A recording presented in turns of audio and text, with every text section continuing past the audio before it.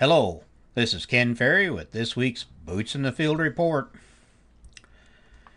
It's slowly looking like spring here in central Illinois, but still winter in other places, especially to the north. Some guys are starting to stir around a bit. Many areas getting close, but I believe this forecast is going to back things up a little as we look at rain into next week. Today's podcast, I'd like to target the pest boss and his team, even if that team consists of me, myself, and I. It's that time of year we need to put our first line of defense out there when it comes to managing pest.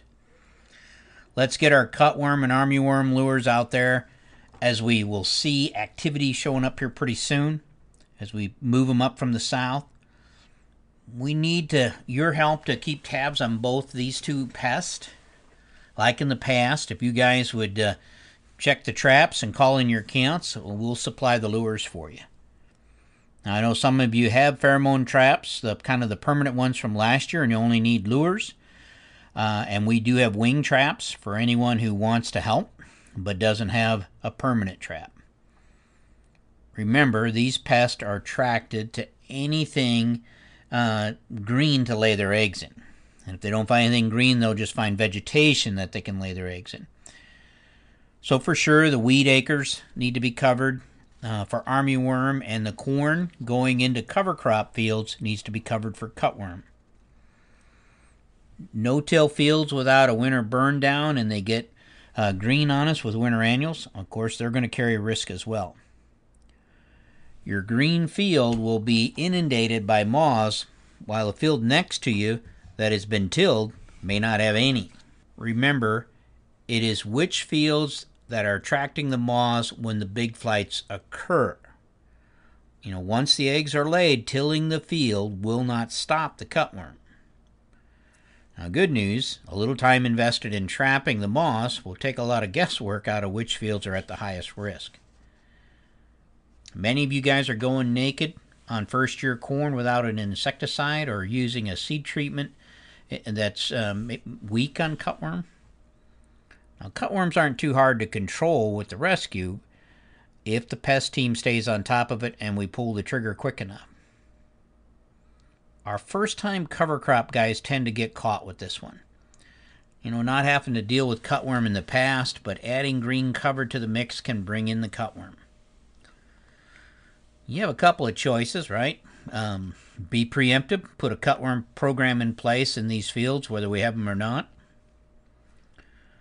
Put the traps out, watch your pheromone trap numbers, and make a call based on the numbers that you see in each field or each location. The other one is to scout these fields that you're going green into when the corn emerges and be on them in a daily basis, out there checking those numbers and pull the trigger soon enough to stop any yield loss.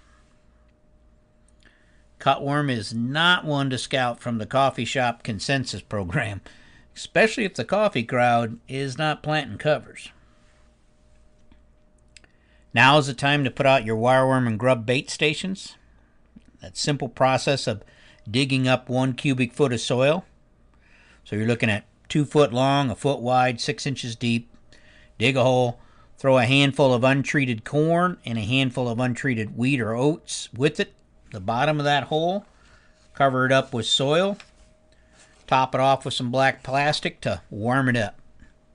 Wait a couple weeks and then check that trap and see if you have anything in it. If you find 1 wireworm or 2 grubs in that grain mixture you threw at the bottom of the hole, you're going to need to apply an insecticide. Wireworm problems have been on the rise for the last 5 to 7 years within our customer base. I'm not sure why, but we deal with more and more wireworm issues every summer. Now, if you had to replant corn in areas of the fields the last couple of years due to wireworm or grub, don't bother with the trap. Just put insecticide on that field. And if you're using a seed treatment, go to the higher end of that seed treatment rate. Due to the mild winter we have had, flea beetle could be a potential problem this year, one that we haven't seen actually in a long time. The average monthly temperatures for December, January, and February are above 33 degrees, which puts us in the severe risk category. When flea beetle feeding gets severe enough, it can put a lot of stress on the plant. But the real problem is that the flea beetle is the vector for steward's wilt. So you may want to check your hybrids to see how good the steward's wilt score is this year.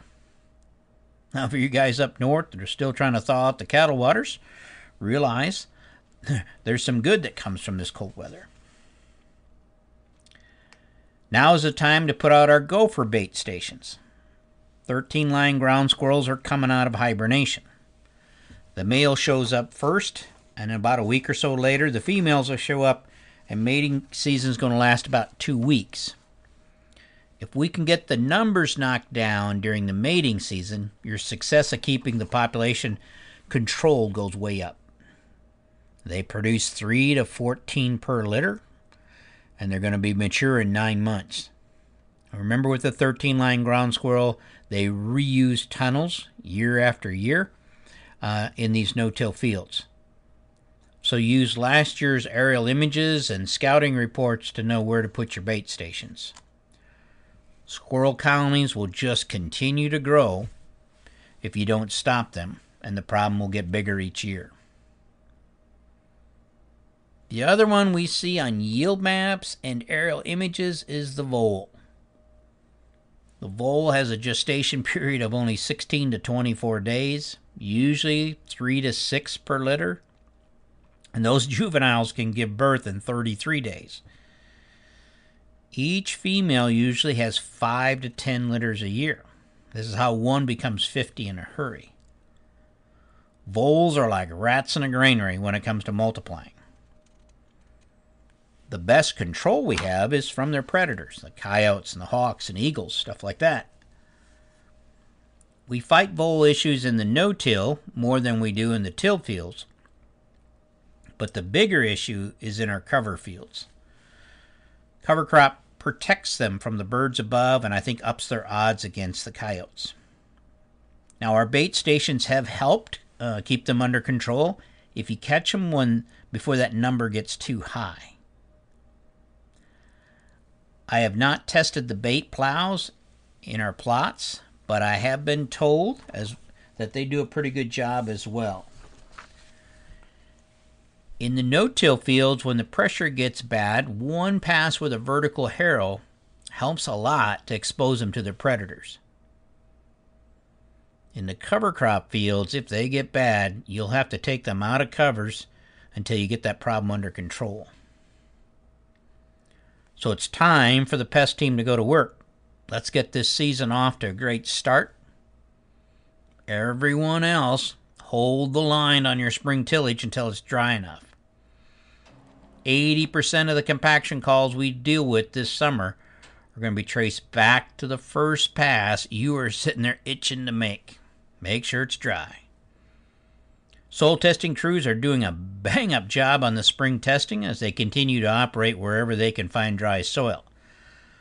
So if you haven't turned your soil testing needs in, try to get that done before you know what hits the fan. If you need lures or traps, just call the office and Jared will get you set up. To stay up to date, check out our website at croptechinc.com and subscribe to our podcast, Boots in the Field Report. Keep her safe, keep her moving.